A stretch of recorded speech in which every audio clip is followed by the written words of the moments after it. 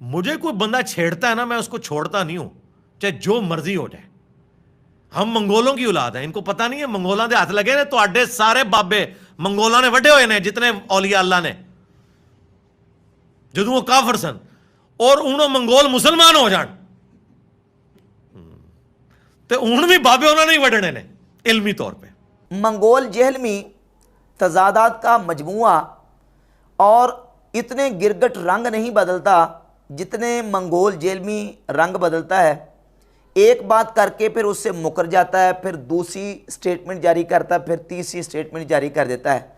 कुछ दिन पहले एक बयान इसने दिया और उस बयान में साफ लफ्ज़ों में इसने ये कहा था कि मुझे जो कोई बंदा छेड़ता है ना तो मैं उसको छोड़ता नहीं हूँ। हम मंगोलों की औलाद हैं और मंगोल वो ने जिन्होंने ताड़े औलिया अल्लाह ताड़े बुजुर्ग बाबे वड्डे ने, जिस वक्त वो काफिर सन और अज वो मुसलमान हो गए तो अज भी उन्होंने ताड़े बुजुर्ग बाबे वड्डने ने इल्मी तौर पर। अब यह स्टेटमेंट थी मिर्ज़ा जेलमी की, जिसके ऊपर मैंने गिरफ्त की और दलाइल की रोशनी में अहादीस मुबारका के हवाला जात दे के बताया कि मिर्ज़ा जेलमी ने ये जुमला बोल के जाहलियत के नस्ब पे फ़ख्र का इर्तिकाब किया है और अहादीस मुबारका में इस पर सख्त वईदात मौजूद हैं, बल्कि जहन्नम की वईदात हैं जो अपनी जाहलियत के नस्ब पे फ़ख्र करता है। सुन्नी अबी दाऊद में 5116 नंबर हदीस है और मिर्ज़ा जेलमी के जो फॉलोअर्स हैं वो इस्लाम 360 ऐप वाबियों की आप निकालें, उसमें तर्जमा पढ़ के सुनाता हूँ कि उसने लिखा है कि रसूलुल्लाह सल्लल्लाहु अलैहि वसल्लम ने फरमाया, बेशक अल्लाह ताला ने तुमसे जाहिलियत की नखुवत और गुरूर को ख़त्म कर दिया और बाप दादा का नाम लेकर फ़ख्र करने से रोक दिया। अब दो किस्म के लोग हैं, एक मुत्तकी व परहेज़गार मोमिन, दूसरा बदबख्त फाजिर। तुम सब आदम की औलाद हो और आदम मट्टी से पैदा हुए हैं। लोगों को अपनी कौमों पर फ़ख्र करना छोड़ देना चाहिए क्योंकि इनके आबा जहन्नम के कोयलों में से कोयला हैं, इसलिए कि वो काफिर थे और कोयले पर फ़ख्र करने के क्या माना। अगर उन्होंने अपने आबा पर फ़ख्र करना ना छोड़ा तो अल्लाह के नज़दीक इस गबरीले कीड़े से भी ज़्यादा जलील हो जाएंगे जो अपनी नाक से गंदगी को ढकेल कर ले जाता है। रसूलुल्लाह सल्लल्लाहु अलैहि वसल्लम ने काफिर आबाओ अजदाद के ऊपर फ़ख्र करने से मना फरमाया और एक हदीस मोजमुल कबीर तबरानी में, अल मोजमुल कबीर तबरानी और अल मोजमुल औसत और मुस्नद अबी याला में मौजूद है। रसूलुल्लाह सल्लल्लाहु अलैहि वसल्लम ने फरमाया, मनिन तसब इला तिस्आति आबाइन कुफारिन, जिसने अपने आप को 9 काफिर अबाओ अजदाद की तरफ मंसूब किया, यानी गिनते गिनते 9 तक पहुंच गया। युरीदु बिहिम इज़्ज़म व करमा, वो अपने उन काफिर अबाओ अजदाद का नाम ले रहा है अपनी इज्जत के लिए और अपनी करामत और बुजुर्गी के लिए। फ़हुव आशिरुहुम फिन्नार, तो बस ये 10वां उनके साथ जहन्नम में है। जिस तरह वो 9 काफिर अबाओ अजदाद जहन्नम में जाएंगे, 10वां ये होगा उनके साथ जहन्नम में जाएगा। और मिर्ज़ा जेलमी किस अंदाज से दन दन आते हुए उन जालिम जाबिर मंगोलों के ऊपर जो है वो फ़ख्र कर रहा है। इसी तरह एक और हदीस सही इब्न हिब्बान में और मुस्नद अहमद इब्न हम्बल में सही हदीस मौजूद है। सही इब्न हिब्बान में 5775 नंबर हदीस है। सैयदना अब्दुल्लाह इब्न अब्बास रज़ियल्लाहु ताला अन्हु फरमाते हैं कि रसूलुल्लाह सल्लल्लाहु अलैहि वसल्लम ने फरमाया, ला तफ़ख़रू बि आबाइकुम फिल जाहिलिया, जो तुम्हारे जाहिलियत में आबाओ अजदाद गुजर चुके हैं उन पर फ़ख्र न करो। फ़वल्लज़ी नफ्स मुहम्मद बियदिही लिमा युदहदिहुल जुआलु बिमन खैरिही खैरुम मिन आबाइकुमुल लज़ीना मातू फिल जाहिलिया, तुम्हारे उन आबाओ अजदाद से जो जाहिलियत में मर चुके हैं उनसे तो वो गंदगी का कीड़ा बेहतर है जो अपने मनखरैन यानी अपने नथनों में गंदगी लेके आता है। अपने उन काफिर अबाओ अजदाद के ऊपर फ़ख्र न करो जो जाहिलियत में मर चुके हैं। सही मुस्लिम में 2160 नंबर हदीस है कि रसूलुल्लाह सल्लल्लाहु अलैहि वसल्लम ने फरमाया, अरबाउन फी उम्मती मिन अमरिल जाहिलिया, मेरी उम्मत में 4 काम जाहिलियत के होंगे, अमर जाहिलियत होंगे। ला यतरुकूनहुन्ना, कि ये उम्मत उन 4 को नहीं छोड़ेगी।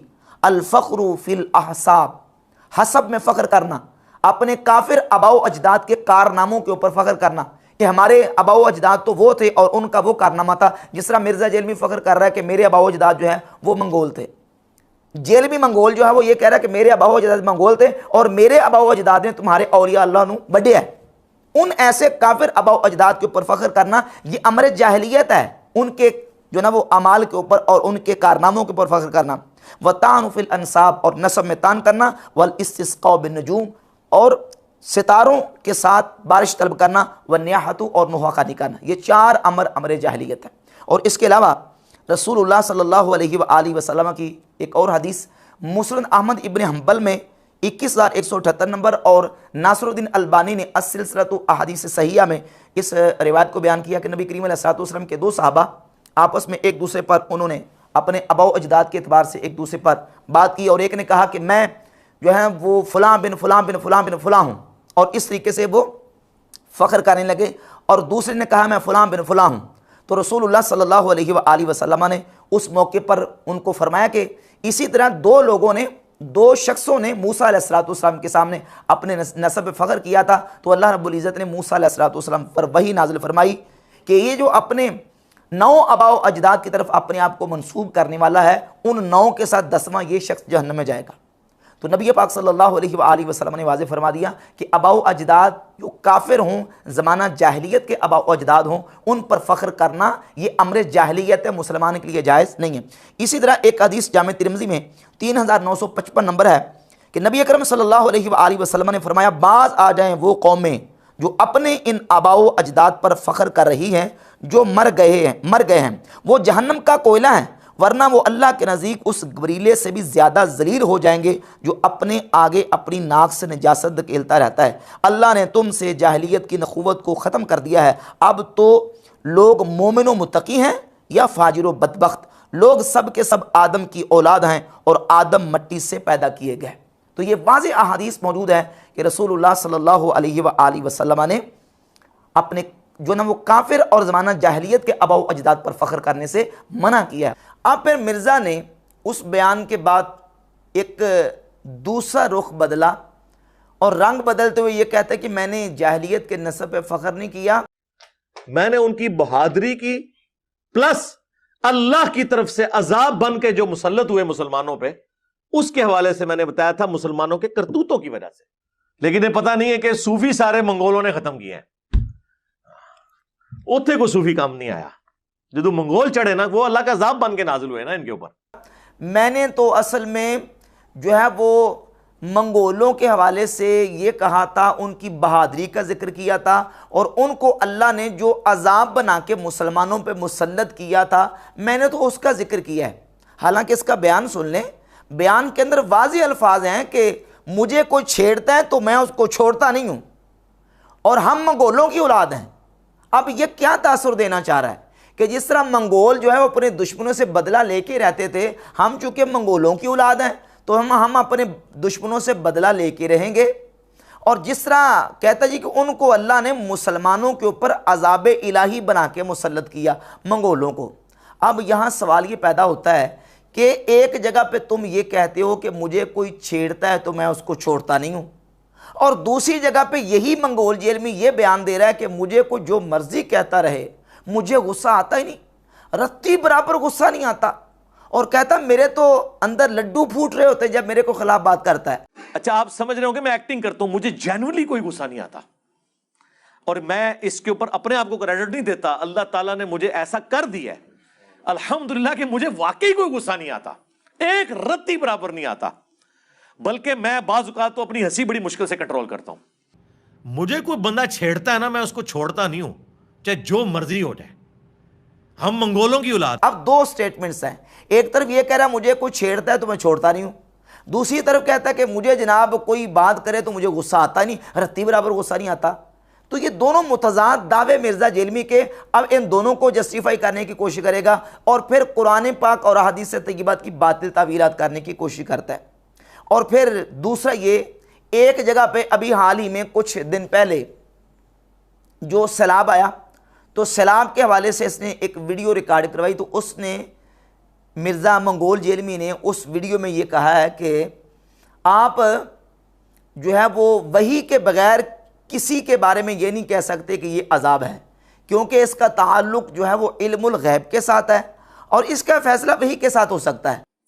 आज की डेट में चूंकि पैगंबर वक्त दुनिया में मौजूद नहीं है, लिहाजा कोई भी आने वाली तकलीफ जो है उसे आप कतअन अजाब इलाही नहीं कह सकते, क्योंकि ये खालिसतन इल्मुल गैब से ताल्लुक रखने वाली चीज है जो कि सिर्फ पैगंबर के साथ खास है।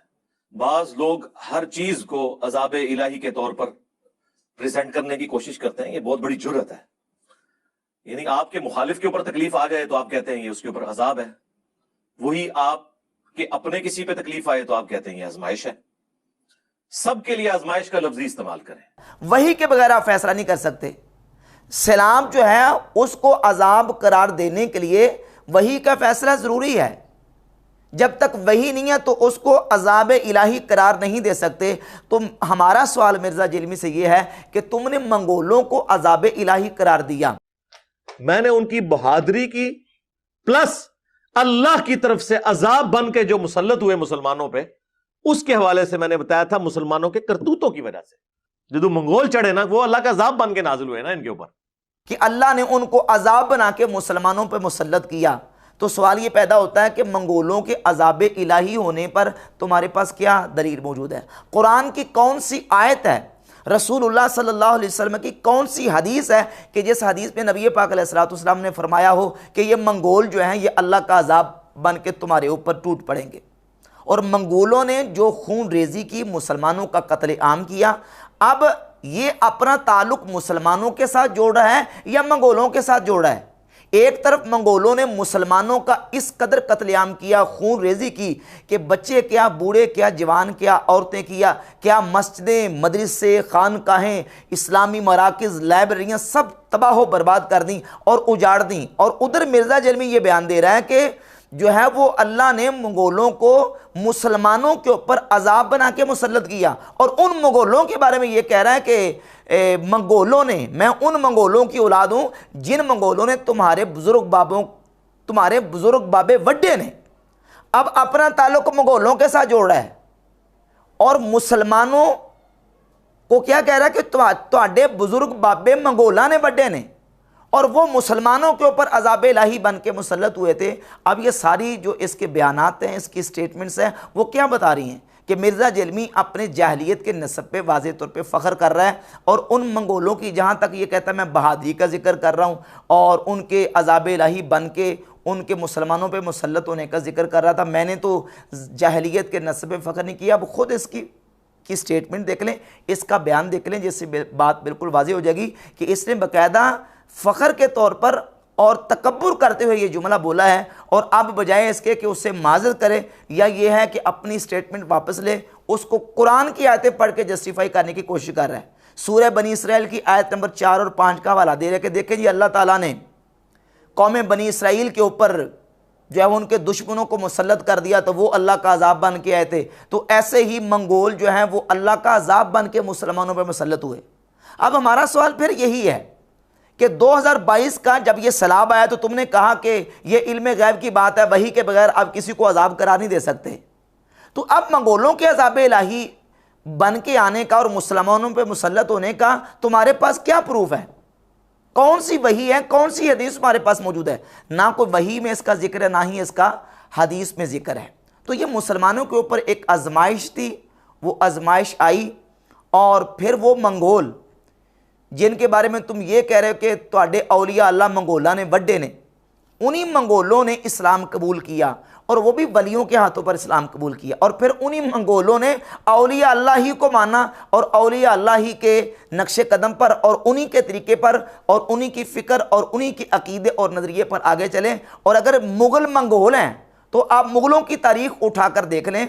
मुग़लों की तारीख़ के अंदर बाकायदा आपको सूफिया, औलिया और अल्लाह रब्बुल इज़्ज़त के नेक और सालिहीन बुज़ुर्गों के साथ इनका ताल्लुक जो है वो आपको वाज़े नज़र आएगा। और आखिर में मैं आपके सामने वो हदीस भी बयान कर देता हूँ जो मिर्ज़ा जेलमी के आइंस्टाइन नासरुद्दीन अल्बानी ने अपनी किताब अस-सिलसिलतु अहादीस सहीहा में, इस्लाम 360 ऐप उठा लें, उसके अंदर भी ये रिवायत मौजूद है। और इस रिवायत को अल्बानी ने सही करार दिया है कि मन तअज़्ज़ा बिअज़ाइल जाहिलियति फ़अइद्दूहु वला तकनू, जो जाहिलियत के नसब पर फ़ख्र करे उसे कहो कि अपने बाप की शर्मगाह काट के अपने मुंह में रख ले और किनाया ना करो। नासरुद्दीन अल्बानी ने इस रिवायत को सही करार दिया और अपनी किताब अस-सिलसिलतु अहादीस सहीहा के अंदर इसको जिक्र किया। और मिर्ज़ा जेलमी की फेवरेट ऐप इस्लाम 360 जिसके अंदर हदीस की किताबों के ऊपर टोटल तहकीम और तहकीक का काम जो है वो वहाबी गैर मुक़ल्लिदीन की तरफ से हुआ है। उसके अंदर भी ये रिवायत मौजूद है कि जो जाहिलियत के नस्ब पे फ़ख्र करता है उसे कहो कि अपने बाप का आला तनासुल काट के मुँह में रख ले और किनाया ना करे।